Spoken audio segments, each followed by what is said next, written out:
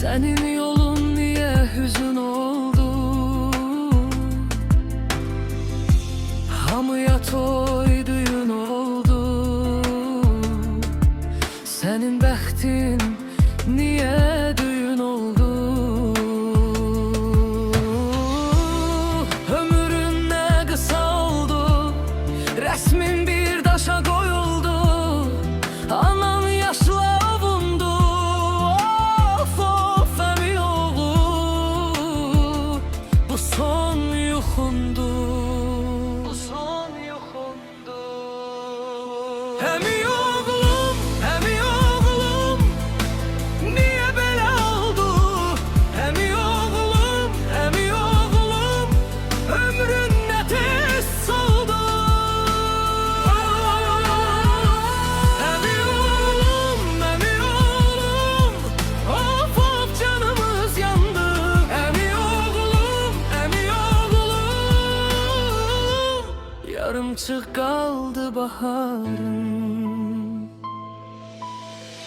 Boğuldun baharında, bir yay sabahında.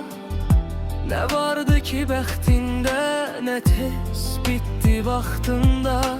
Ne yattın ki ne yuxu görəsən, ne yaşadın ki bir də güləsən.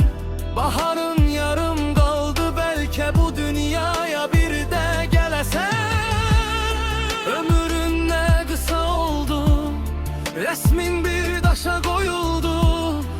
Anan yaşla ovundu, of of emi oğlu. Bu son yuxundu, bu son yuxundu. Emi oğlum, niye belə oldu? Emi oğlum, ömrün ne tez soldu. Emi oğlum, of of canımız yandı. Emi oğlum, bize bir yuxum kaldı. Çalınmadı vokzalın, oynanmadı yallın. Yarım imiş nağılın, yuxu imiş uşaqlığın. Çalınmadı vokzalın, oynanmadı yallın. Yarım imiş nağılın, yuxu imiş uşaqlığın. Emi oğlum, niye belə oldu? Emi oğlum, ömrün ne tez soldu.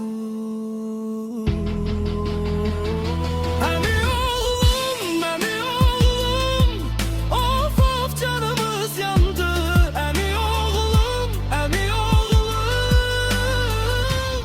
bize bir yuxum kaldı. Bize bir yuxum kaldı.